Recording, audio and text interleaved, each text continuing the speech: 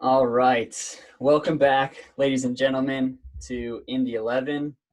Today's episode I'm really excited for. I have a really good friend of mine, a teammate of mine that I played with when we were both over in Germany together, and someone who I'm really happy I was able to bring onto this podcast, and I hope can give you guys some cool stories and some good insight into more of some of the things that I've talked about thus far, and super happy to have him on and to call him a friend as well. We have my friend Eric Espinoza in the room. So let's get rolling.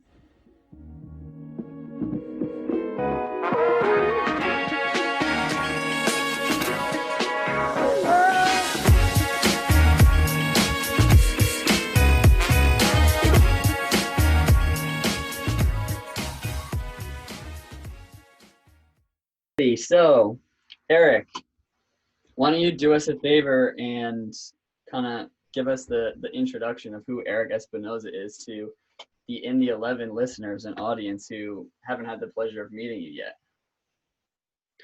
yet. First, I want to say thanks, man. Thanks for having me in the 11. Been on the bench for a while, so get playing time is always really, really nice for me. I'm Eric Espinoza. I'm from San Jose, California. I'm 23 years old, and I'm aspiring to become a professional soccer player, hopefully in the more recent future. So I played in university at Whitworth University.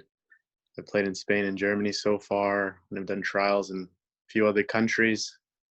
But basically, what I'm about is achieving my dream, and at the moment, sharing as much information with like younger people or people who are aspiring to do the same thing.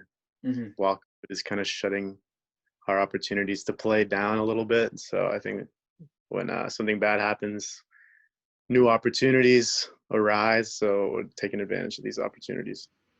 Absolutely. And we'll obviously get into it a little bit later, but for those who just listened to that, Eric has a pretty cool Instagram page called Strive More and a YouTube page as well, which just kind of documents your training pretty much on a day-to-day basis. And I think for anybody who's trying to do something similar to what we're doing, it's a good account to follow because it I don't want to say that the content's boring. It's definitely not boring, but in a sense, it's very consistent. It's consistently the same thing every single day, and it's not always flashy and exciting stuff. And people think that, kind of what we do is maybe flashy and exciting. And a lot of times it's just, like you do, like go and do fitness tests. And when you really don't want to, you're doing that. And when you don't want to go and train, or you don't want to go and lift weights and all those types of things. And I think your page just does a good job of showing that this is what you do every single day. It doesn't change. You're not reinventing the wheel, and it's a cool page. But obviously, like I said, we'll get into that a little bit later. But so you grew up in San Jose. Where did you play youth ball and stuff like that? I played Santa Clara Sporting for about 10 years. Played a little bit for the San Jose Earthquakes, but at that time they were trying to make Santa Clara Sporting like a part of the San Jose Earthquakes. So I don't know if it counts, to be honest. But then I played like for kind of merge or something. Yeah, they wanted to make us like a part, but the thing is, our owners are like really traditional Portuguese, and they just really are against the idea of academy. So even today, I don't think we're an academy yet. But I played for Central Valley Gunners, which is just a team here. It's not such a strong club, but it was a good team that I was able to play for. I played there for like 3 months. So basically, I was with Sporting the entire time. I played for 96 age group. That's my age group. And then I played for the 95 for about 2 years, and then 94 for a few tournaments. Mm-hmm. So that was play with older players. And then, I also trained with the 92 team quite a bit. Wow. Is it 96? Yeah. Just because it's really good to train with older people when you're younger, because yeah, you just you get hit a lot, so you have to get used to doing stuff like this. Yeah, I think that's always the biggest thing that helps players with speed of play. When you play with bigger, stronger, faster players, you have to adapt, and you have to figure out a way to make it in that environment, or you'll get swallowed up if you don't. But So would say probably most of your youth career was successful, I guess. Like you were doing well, playing at high level type thing. Yeah, I guess. I mean, in the grand scheme of things, I don't think like if you look at my CV, I have a lot of stuff from youth, but I don't think it's like super important to be honest. I don't think they're like I think more for like college or for after you're 17 or 18 years old, it's more relevant because it's more recent. But yeah, I'd say we were pretty successful. I won I won 4 state cups and then two this other state cup that we had. It was like the NorCal CYSA State Cup and then the Premier State Cup, something like that. So I won like 5 or 6 state cups in total, and then Wow. we went to regionals about 3 times. I went with the '94 team to regionals, and that was really crazy because it's just like insanely fast speed of play. I was like 15 or 14, and then I was also on the ODP team for NorCal. I only did it for 1 season, but I was on the state team. Then I declined to go to the regional camp because I don't know. I think I just didn't believe in myself, to be honest. So I didn't even give myself a fair chance. Hmm. And then what else? And then yeah, in high school, won a lot of things. We won Surf Cup before coming to college with sporting, which was really big. And we also went to nationals the summer before college, so that was also pretty big. So in all, I would say it's pretty successful. Yeah. I would say with that type of resume and that type of youth pedigree, you probably had offers to I mean maybe go Division 1 or Division 2. Talk to maybe the listeners about why you wound up choosing Whitworth and maybe like your college recruiting process if you can. Oh yeah, that's really interesting. I talked about that in my first podcast, Strive More podcast. Mm. No, but I don't know. I think I made some poor decisions because I moved from the '96 Sporting to the Central Valley Gunners. I think this was junior year towards the end, so this was like March, right? Yeah, it was like March. And I'm playing with the Gunners, and then we win the state cup. We go to regionals. There's a lot of teams that are really interested in having me. They haven't really given me offers, but they were saying you should come visit. We're interested. Send us your SAT and all that stuff. The thing is, there was one school, it was a Division 1 in Florida. It was Florida Gulf Coast University, Hmm. and they the coach sent me an email, and I never responded to him, just because I didn't want to go to Florida, and that's crazy to think now, because I'm just like a really arrogant little kid. But Sonoma State was really interested, second division. Seattle University, first division. There were some East Coast schools that I really cannot remember the name of, but so like there, and then Notre Dame did a more Division 2. Let's see what else. I feel like there was more. Oh, and UC San Diego at one point, and then towards the end, they really were like, no, just this. So like this is what happened. Like I'm playing really well. I'm one of the best players on the team, of course, but it's the younger age group, so like '96 age group. And then I really wanted to be on the '95 Sporting because they're such a strong team. They're the best team in the country. So I was like, I want to improve. I want to be around players that really, really make me better. So I had the opportunity to go with that team around, I think it was like August. It was like August of my junior, I was a senior then. I was a senior in high school. So then I moved up to this team and I was like the 21st player on the roster. And you can only take 18 players even on the roster. So I was like, the coach just told me like straight up, he's like, you probably won't play that much, but you can be on the team. Hmm. And I was like, I get to train with the best players in the country basically every few days. So, that's great for me. But now looking back, I'm kind of like, it wasn't such a smart idea. I mean, it made me a better player for sure, but the thing is they don't really care how good you are. I think they just care how good you are compared to the people you're around. That's a really interesting point. So I started playing up an age group with really strong opponents, and then they kind of like dwindled. All the college opportunities kind of dwindled in their interest. And then towards the very end, I actually had a Division 1, Division 2, and a Division 3 option. So the Division One option was Seattle University, and I could walk on there. He was telling me, yeah, you know, you could just walk on. You probably redshirt, and I was kind of like, Yeah. not really interested in that. But looking back, it's kind of like I worked really hard, so it wouldn't have been the worst thing.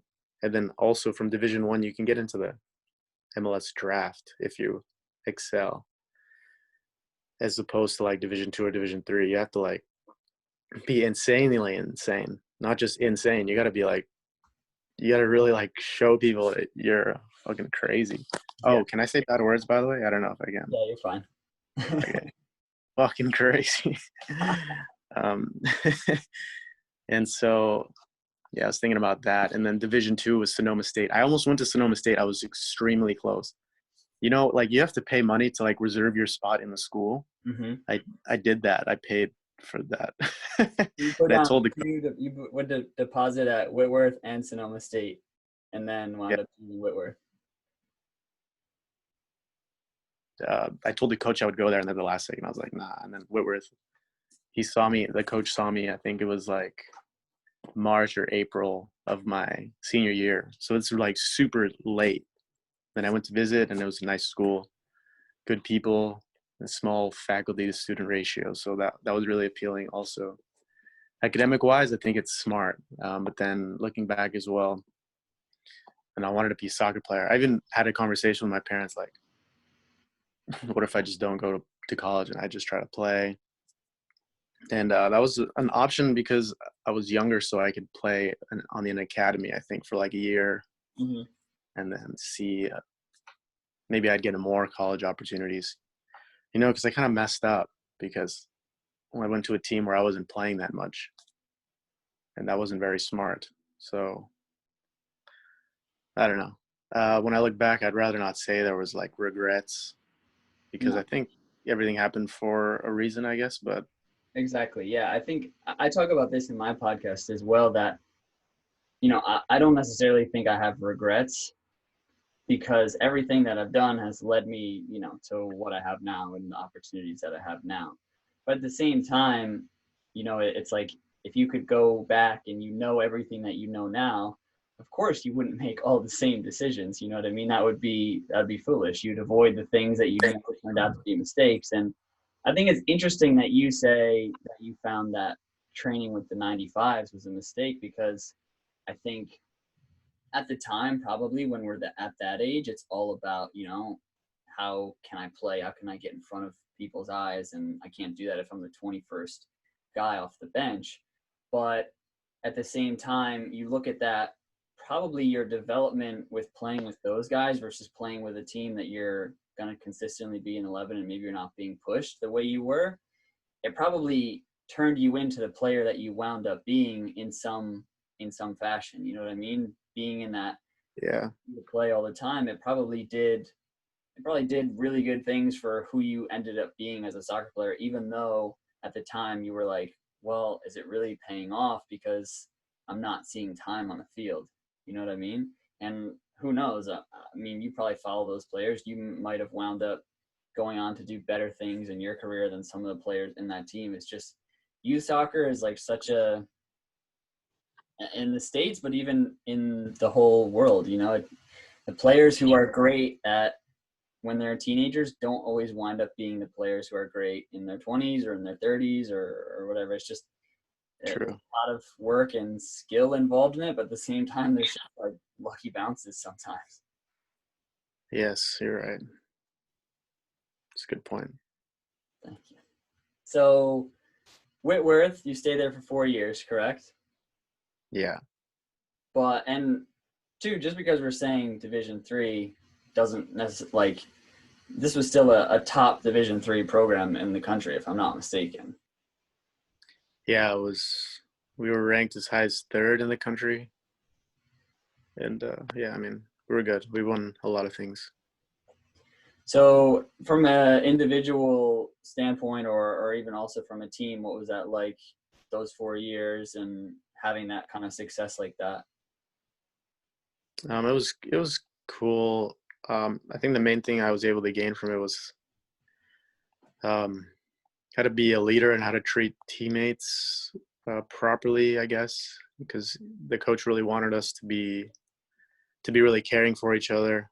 So it was kind of like opposite of, it was like the opposite of Darmstadt over there. It was like the opposite of like a Division 1 program, I think, where it's like really Cutthroat. really where like people are just kind of like assholes to each other. We try to be like really nice and stuff, but I don't know. I don't know if I like that more or not, because I mean, there's not going to be another place like that. And I think I just learned how to communicate with different individuals in different manners. Hmm. So like some people, maybe they need to be yelled at. That's really low percentage of people, but some people, maybe they need to be talked to gently, and some people need to be motivated by like really loud positive reinforcement. So that was important to learn. And just being there, I don't know. I wanted to go there because I knew I wouldn't be so distracted, because it wasn't like a big city, Spokane, not a big city, and I could train all the time.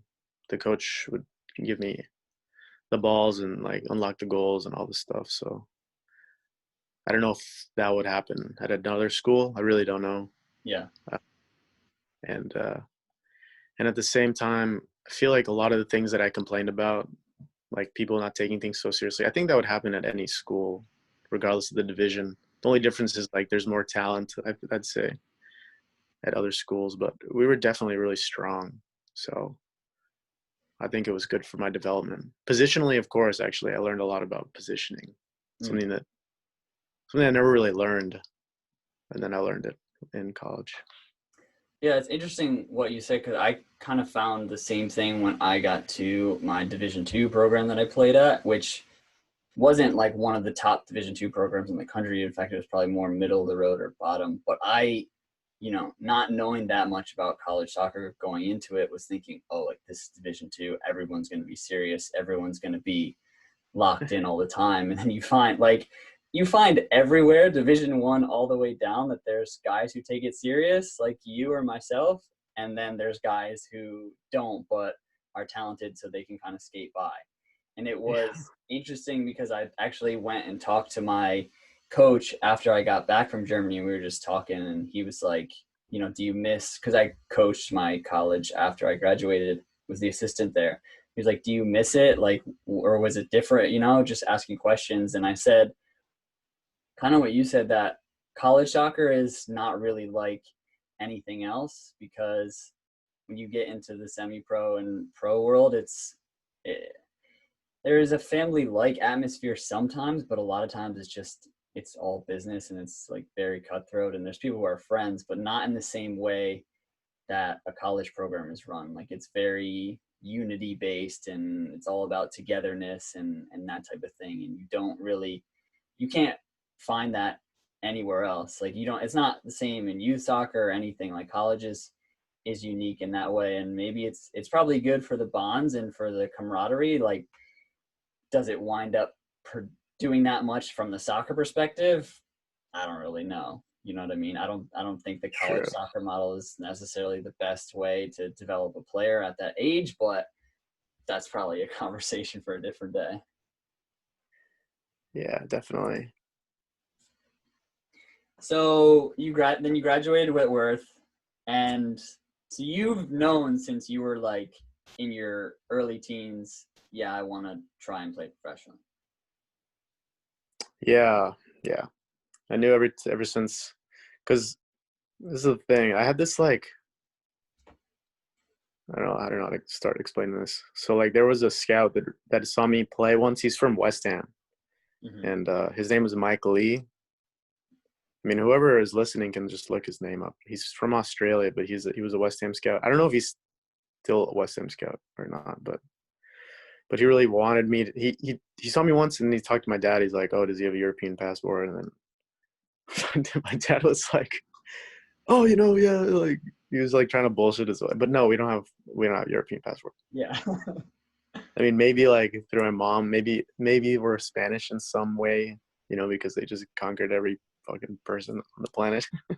But What, like, honestly, this is, oh, I think we've talked about this before, but like the things I would do to have a European passport is just yeah, it's like, crazy, right? I don't know, man. That's because anytime you talk to a club or like an agent or anybody who has anything to do with football, the first question, do you have a European passport? And the moment you say, no, I have an American or, because do you have a Yeah.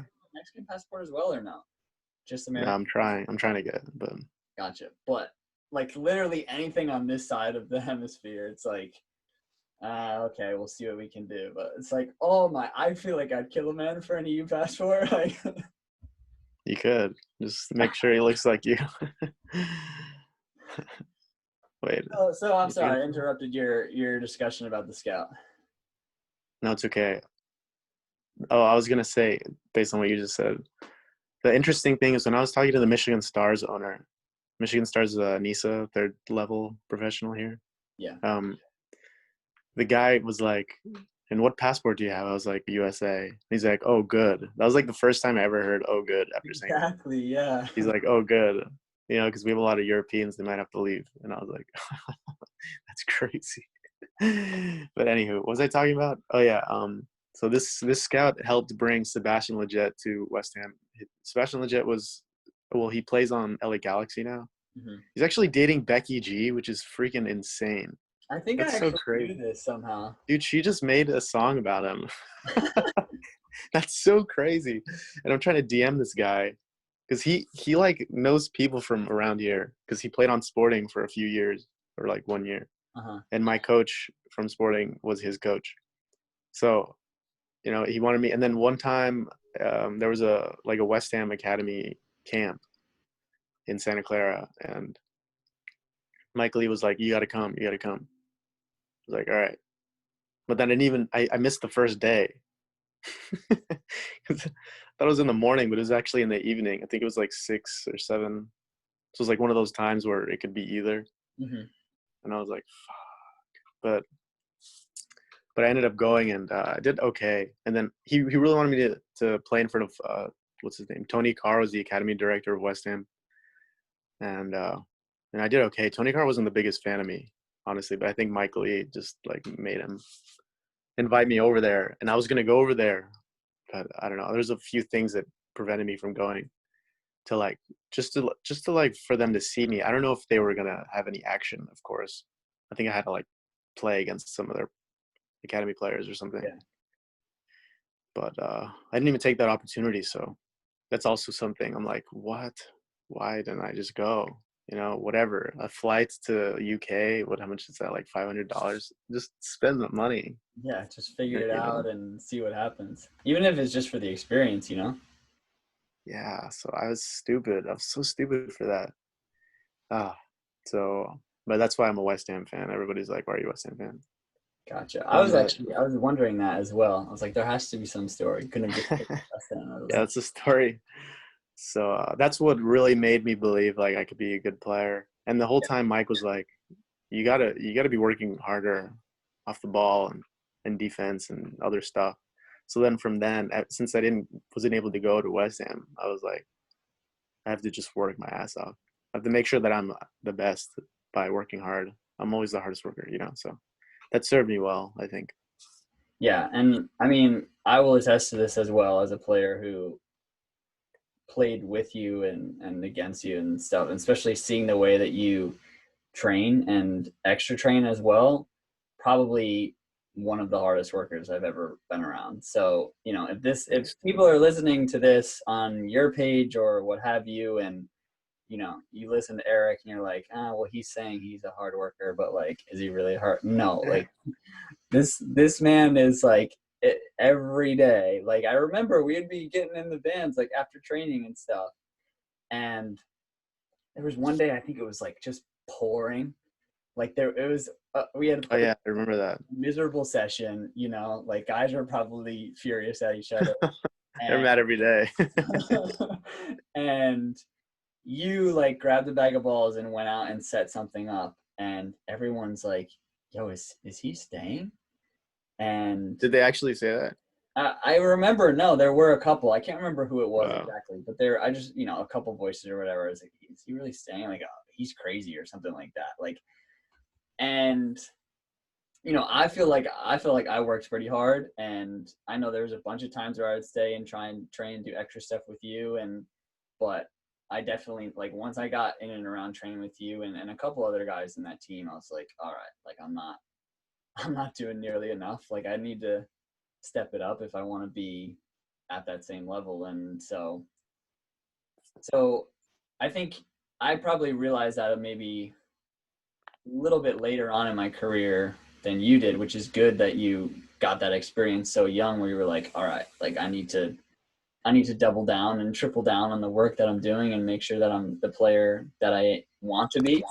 And so that experience then kind of carried you through youth and into college and stuff like that. And maybe what was the plan, once you got that diploma after Whitworth? Like what was your thinking? What was your first step? I was like, I'm trying to get the fuck out of here. That's what I said.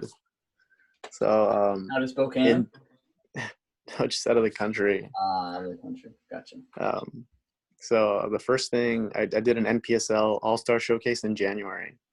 That was before I graduated, and this was like the first taste in my adult life of what it could be to be professional or something like that. I mean, it wasn't really as high of a quality as it sounds, I guess, but Mm-hmm.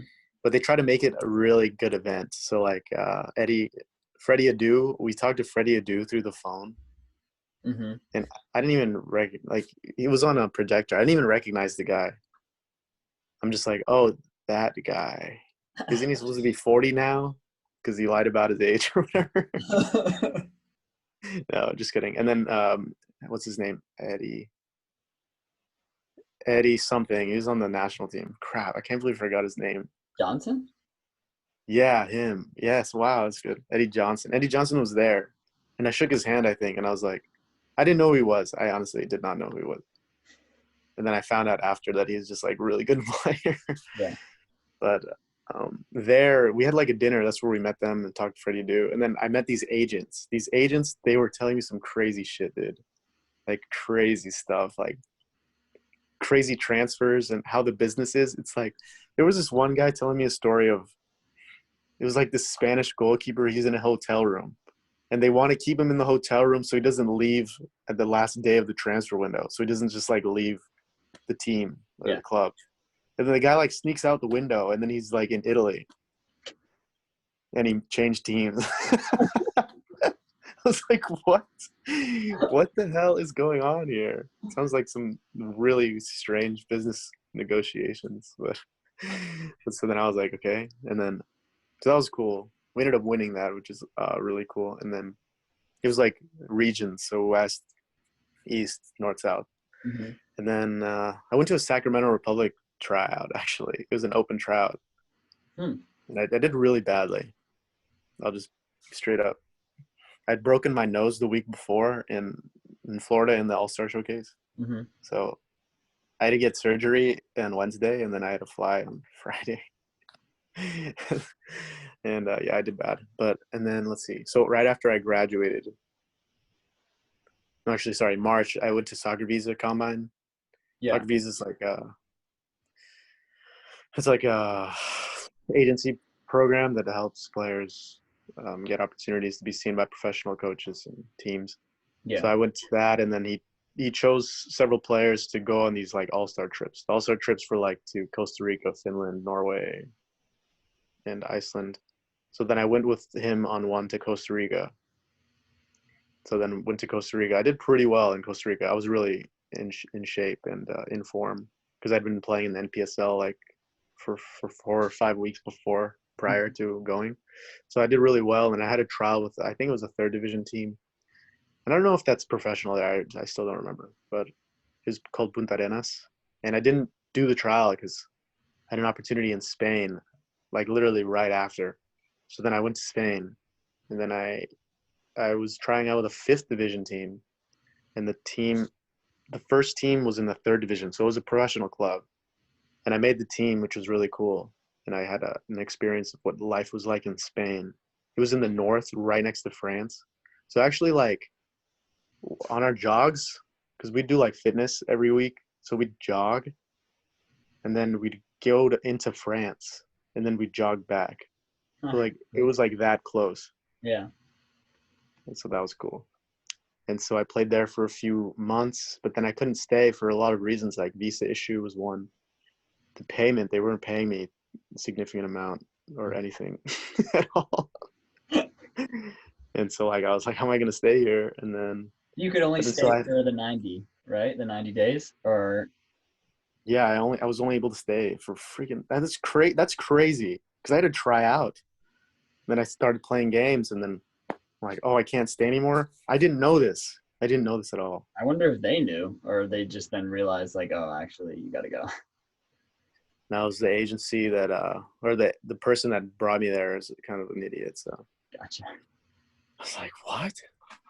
So then, I mean, I could have stayed there. I think with I think it just came down to funds. I didn't want to be spending my own money to play in the fifth division. It's like, what? That's like so rare. Why would you have to, like, usually they help you. So then I came back home and I started to work any job I could. I think I was a babysitter and something else. And then I went to Iceland with soccer visa like a few weeks later. And I did really badly in Iceland. Nobody really got chosen in Iceland to any teams. I don't think I did that bad, but in their eyes, I didn't do good. So it's whatever. And then I went to soccer visa. It was a free soccer visa combine in like December or November. And I played raw there. I played dope. There was scouts from like Portugal and Sweden, Iceland, but I didn't get anything. And I was like, Really? what the? And I think the reason was because at the end you had to write down your passport. And they're just like, oh, Americans, get out of here. See, So that's the thing. You know, you joke about that, but the reality is that honestly could have been the case. Like, yeah, it was, dude. you and I have talked about this so much that sometimes there's just such a little, like one little thing that can set it off from you signing with a club. Like once you get to this level, it doesn't always just mean, oh, you're a good player, we're gonna sign you. Like it's Yeah, no. you're a good player. Do you have a passport? Like how much do you need to be paid? Do you need a house? Do you need all this stuff? And like one tiny little thing that doesn't fit into all that, and boom, no contract. Sorry. Like it's crazy. Yeah, it's messed up. It's really messed up. So then after that soccer visa combine was when you wound up going to Germany, right? Yeah, so I knew a guy that was going, and I was like, oh, let me see if I can send my info. And then the guy that I was contacting was Luca. That's crazy. And then Luca was like, yeah, you can come. We'll pay for your flight. We'll pay for your food. We'll pay for your housing, your insurance, all this stuff. Mm-hmm. And they came through with that. Of course, maybe it wasn't as I expected, but actually, I think it was better than I expected. I expected just awful. So that's always good. I always expect it just to be terrible. Then anything else is going to be like a really good present. True. But yeah. Then I was there for about a year, and then COVID, and now just finding a new team. Yeah. So for the listeners who know kind of my story, Eric was at so like I got there in July of 2019. So you played the second half of the season of the 2018-19 season and like finished up with them. You guys finished what, like fifth or sixth in the table or something like that? Yeah, when I got there, we were like 12th, and I think they were close to relegation. Like what? Yeah, that's pretty close. That's crazy. It's such a poor level. And then we finished fourth, I think. Oh, gotcha. And then you stayed there all summer in Germany. And did you go on some trials? I can't remember. No, I was injured. Oh, that's right. So That's really messed up. I should have, if I wasn't injured, and I wouldn't have been there anymore. that's crazy. If you weren't injured, I would have probably never met you because you would have been on trial, and then you would have True. you would have played with a fifth division or fourth division team most likely for this past season. Yeah, that'd have been whatever. But yeah. But so then 2019, 2020, they brought in a ton of new guys into the team. And then you guys obviously did very well, won the league. even though it was cut short by COVID. And you were the captain for that team too. And then I never actually played any matches with you guys, which I don't know. I feel like maybe I should have played one or two, but that's not really. Yeah, you should. As you said, the expectations and are they met and not met in that club. We'll do a podcast one day where it's just going to be called the German experience, but Dude, I'm gonna make so many about that. Holy cow. I mentioned in one of my episodes, I said, there's a really famous, well, quote unquote, famous soccer YouTuber who has a video about the club that I played for. And I'm not going to say his name, I'm not going to say anything about it. But if you wanted to, you could probably go and find it and then make up your own mind about what he has to say, because he leaves no holds barred when he makes that video. Yeah, that was funny. I remember I sent it to some of my friends and stuff, and they were like, what? It's also funny because he played one game, and his experience would have been different, I think, if he was like not injured and stuff. Yeah, I think for sure. I don't know. Crazy. But it's also not a great experience. So, yeah, just leave it up to interpretation. Yeah, the listeners can make up their own mind. But then you came along for the first time in like a year for a couple months, and then you went back, but you had to leave after like a couple weeks because of COVID, right? Yeah. So.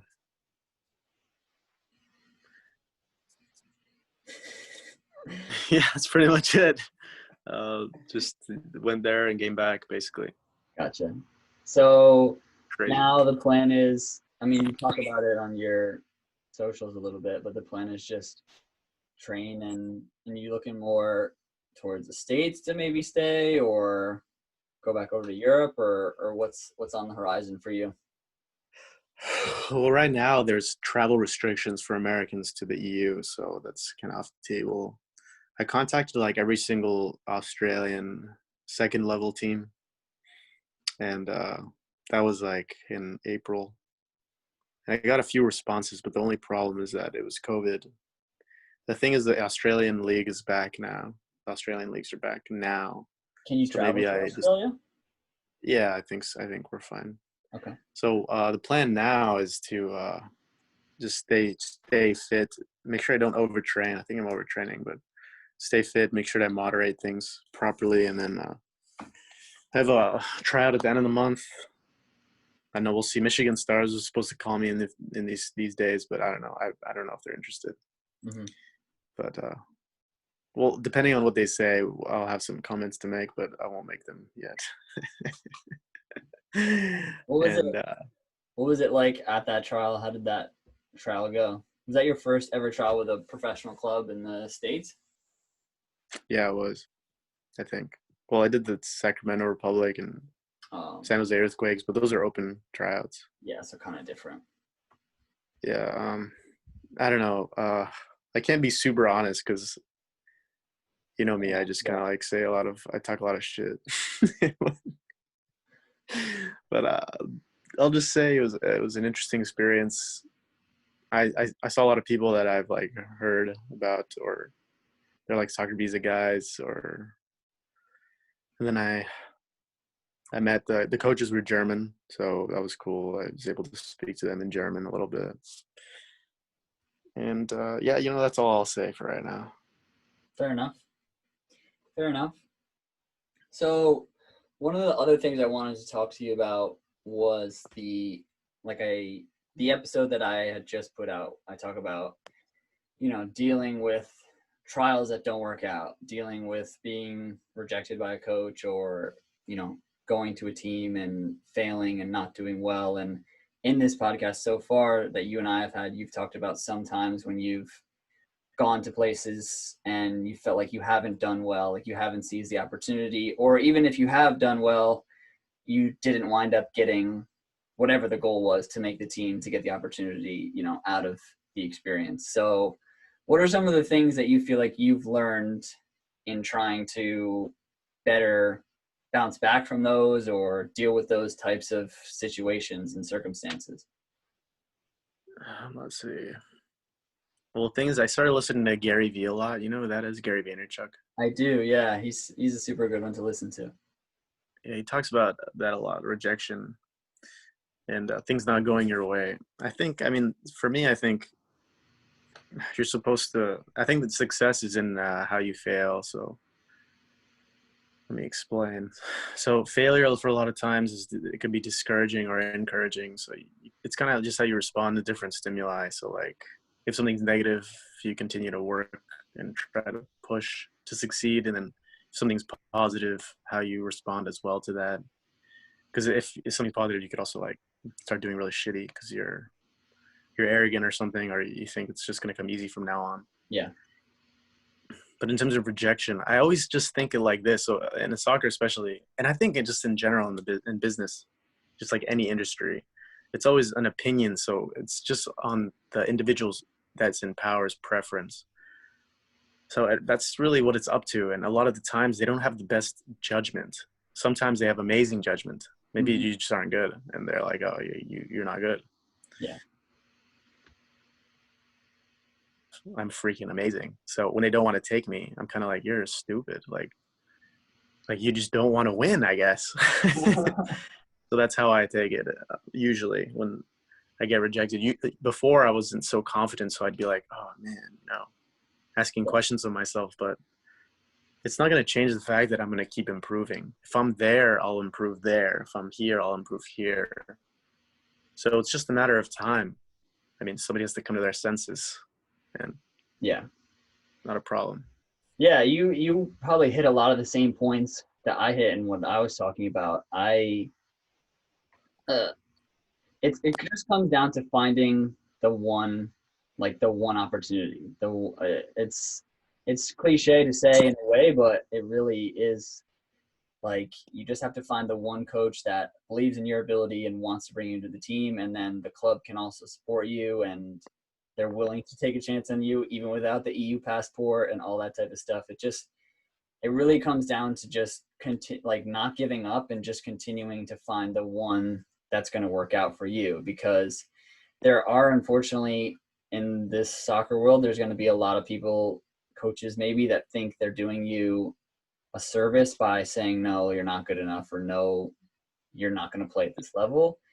But it it really just comes down to if you believe that you are, and like you control how hard you can work, you control how hard you can train, and the opportunities that you can afford for yourself and what you're willing to sacrifice to get there. It doesn't come down to somebody else telling you this is what it's going to be like for you, this is who you are as a player. It just, like, nobody else has control of that over you, and other than you, I should say. And I was the same way as you. Like when I was younger, it used to mess me up sometimes. Be like, oh man, like maybe I'm really not that good. Like, like, but until I get in front of somebody who I know, like if I ever go and trial for Man City and Pep Guardiola's like, yo, you're trash. All right, like I'll listen to that and I'll accept that I'm trash. But anyone who is at a lower level, or or anything like that, why should I take everything that you're saying 100% to heart and let it affect me and be detrimental? Because how is your opinion that much more important than my own opinion of myself? True. True. Dude, it's interesting you say Pep Guardiola because I just rewatched the Manchester City documentary on Amazon Prime. Mm-hmm. You've seen that? But Yeah, I have. so like there was a span of 3 games in the documentary series where they lose games, and then at the end there's just like some reporters saying you can't just attack 100% of the time and expect to get the same results. And there's another one that's like, oh, is this the end of Manchester City? Stupid shit like that. And I think that there's always going to be people who are like, oh, no, this guy can't do it. This guy can't do it. I mean, the only thing is you just got to prove. I mean, that's it. I mean, words won't do anything. Their words don't mean shit, like when they're saying Man City's done or whatever.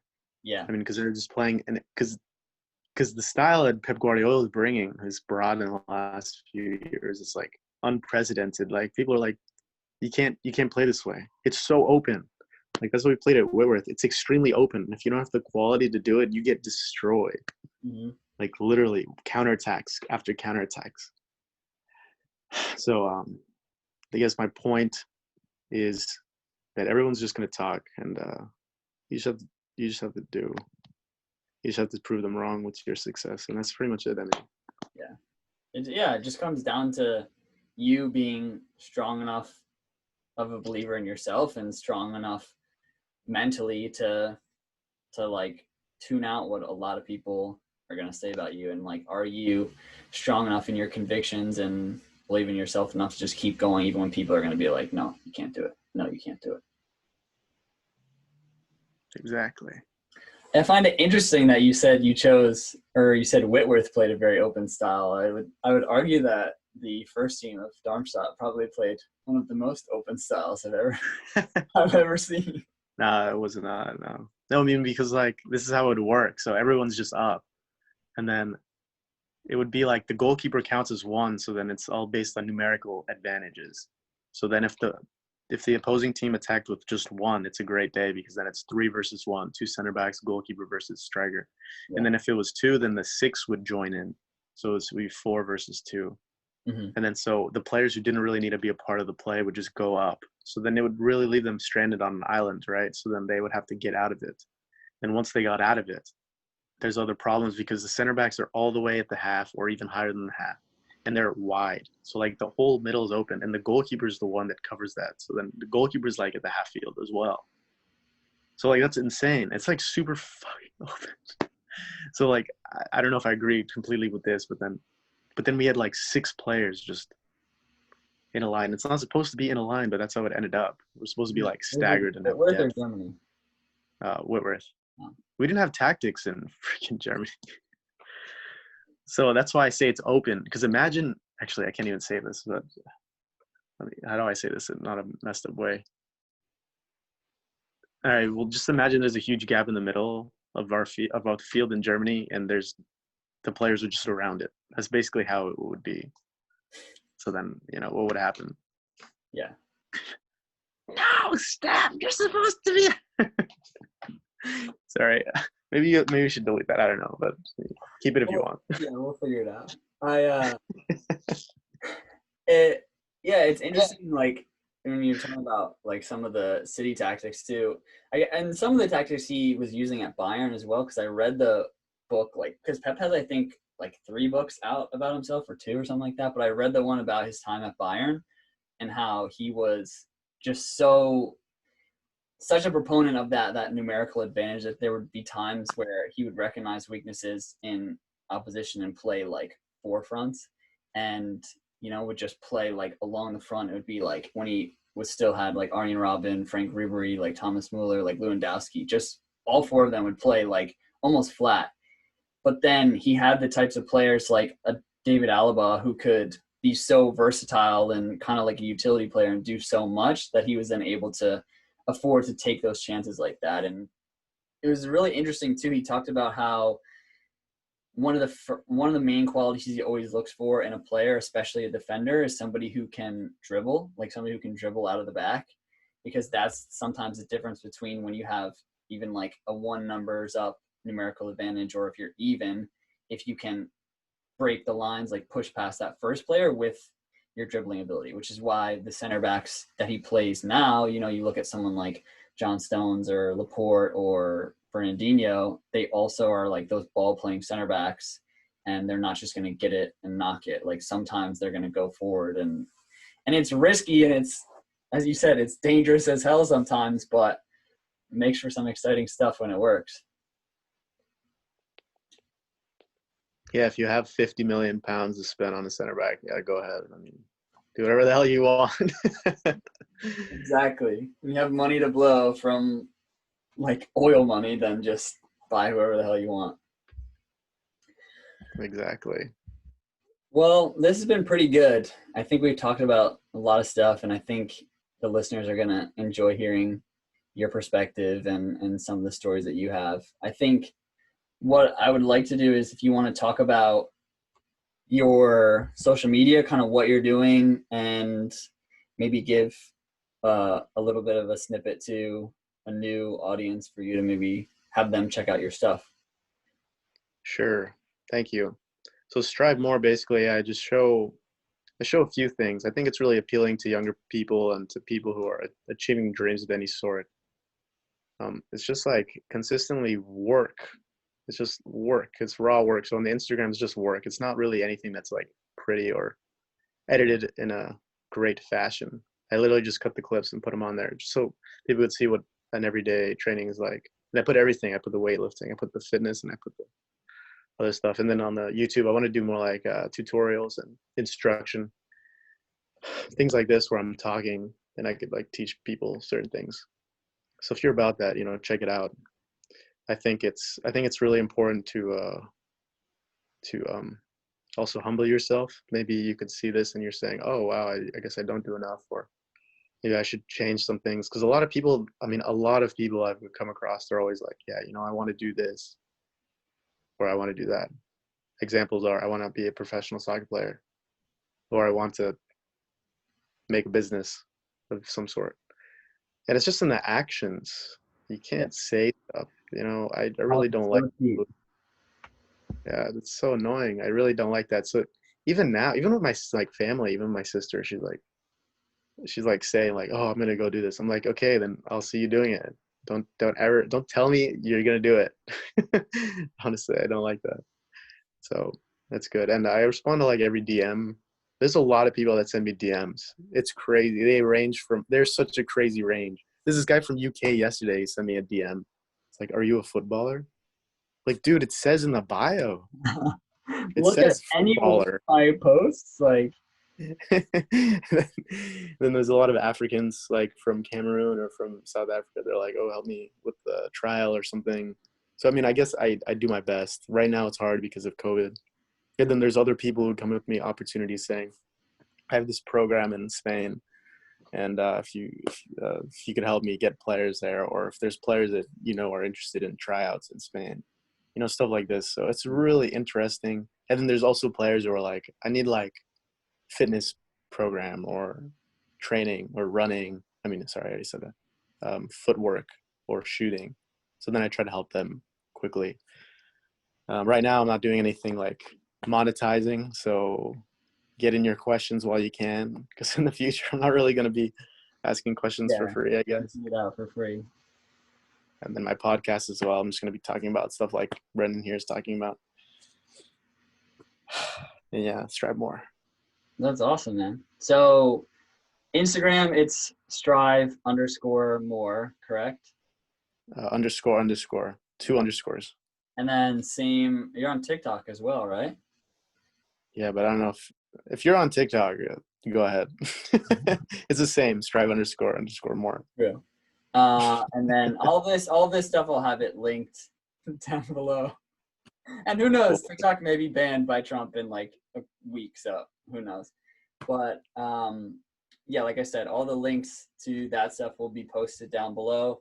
And if Eric got this out before me, you may be watching this on a Strive More YouTube or something like that. If you want to go check out any of my stuff, you can find me on YouTube. You can also find me anywhere you listen to podcasts, Apple, Spotify, Google Podcasts, all that type of stuff. So I definitely love if I could get a couple of you guys to come and check out what I'm talking about, because that'd be pretty cool. But definitely if you're one of my listeners and you like what you heard from Eric today, he has a podcast that's starting up soon. So I would encourage you to check that out. Go check out his YouTube channel. Go check out some of his Instagram content, because he's a very, very high level player and is a player who's showing you on a day-to-day basis what it takes to stay fit and just stay sharp and ready for any opportunity. And those are some of the things that I talk about in this podcast. So it'd be good for somebody to check out who's interested. But I think we covered all the bases. Am I missing anything? What's your plan? I mean, I haven't been up to date with your podcast. I'm sorry, dude, but tell me. It's all right. I mean, terrible friend, but it's all good. Wow, bro. What's up with the likes on Instagram? Wow. Comments on you. Oh my gosh. Dude, I could go off on you right now. Go No, I'm and just look. kidding. I've probably liked every single one of your damn pictures. You're right. Anyway, I I've been speaking to some teams. Some of the teams I was talking to when I was in Germany, that's still on the table if travel restrictions are lifted anytime soon. Um, there's a couple teams I'm talking to in like Scandinavian countries, Denmark, Sweden, Norway type thing. And so there's one or two pretty promising opportunities, but it's, same thing. Have to have the travel restrictions lifted. Now that you mentioned it, I did start emailing some Australian teams, actually inspired by you, just because I know that's a place that we can, now that I know that we can travel to. And I don't know. I haven't really done too much in the US just because I don't know exactly how that's working with, I think the season's only really lasting for a couple weeks maybe, or a couple months, and then they're resetting for 2020, 2021. So I don't know, maybe that's something that I should look into, but that's where I'm at right now with my plan. And then just obviously training, lifting every day, doing this, working, getting ready. Good. Be ready. Be ready, strive more. Exactly. All right, bro. Well, thank you for coming on, being a guest.